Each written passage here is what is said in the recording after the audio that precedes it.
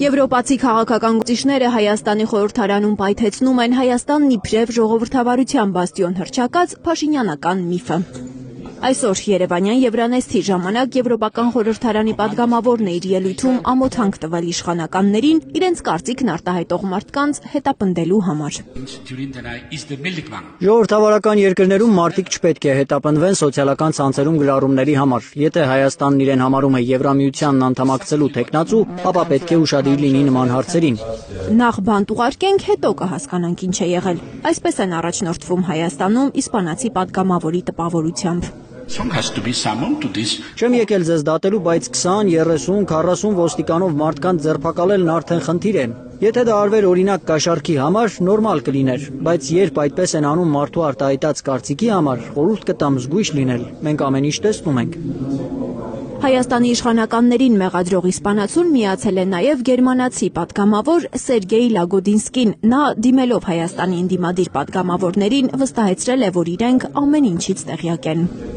Ընդդիմադիր պատգամավորներն էին բարձրաձայնել Հայաստանի բանտերում ավելի քան 40 քաղբանտարկյալ կա։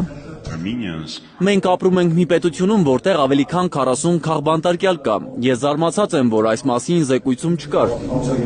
Ճիշտ էր տվել նաև ոստիկանության դաժանությունների մասին։ Սա նույնիսկ միջազգային կառույցների ուշադրության կենտրոնում է եղել։ Հայաստանում դատական համակարգը ղեկավարում է կառավարությունը։ Լավ կլինի մյուս զեկույցներում ու հաշվետվություններում իրականությունը ներառենք։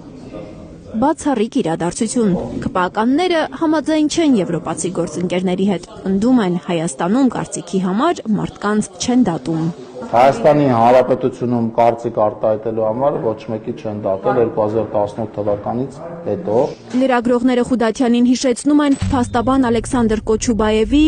բարերար Սամվել Կարապետյանի եւ բոլոր այն քաղաքացիների ձերբակալությունները, որոնք տեղի են ունեցել իշխանությանը ոչ հաճո հայտարարություններ անելու համար։ Դրա համար չեն ձերբակալել վստահաբար։ Բայց ինչ հանցավոր արարքի համար են ձերբակալվել, չի կարողանում ասել Խուդատյանը։ Իսկ խորհրդարանի դահլիճում Հայաստան խմբակցության պատգամավոր Արթուր Խաչատրյանը եվրոպացի գործընկերներին հիշեցրել է, որ հայ քաղբանտարկյալներ կան ոչ միայն Հայաստանի, այլև Ադրբեջանի բանտերում։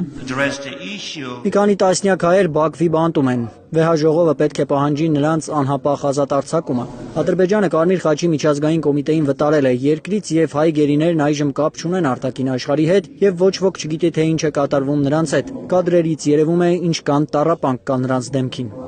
Խաչատրյանը եվրոպացիների աչքի առաջ մերկացրել է Վաշինգտոնում ձեռքբերված հայ-ադրբեջանական այսպես կոչված խաղաղությունը։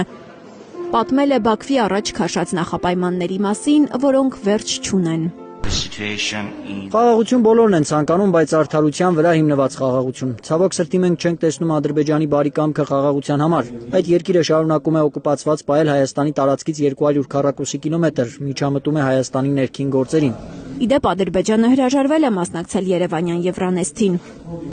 Եվրախորհրդարանի փաստաթղթերը եւ հայտարարությունները հակասում են Ադրբեջանի ինքնիշխանությանը եւ տարածքային ամբողջականությանը, այսպես են Բաքվում բացատրել բոյկոտը։ Լիլիթ Գասպարյան, Կարինե Մանգասարյան, Էլեն Յահինյան, Հայլուր։ Հայաստանում եւ աշխարհում տեղի ունեցող իրադարձությունների մասին առաջինն իմանալու համար բաժանորդագրվեք մեր ալիքին, սեղմեք զանգակը, որ բաց չթողնեք ամենահրատապը, ամենակարևորն ու հետաքրքիրը։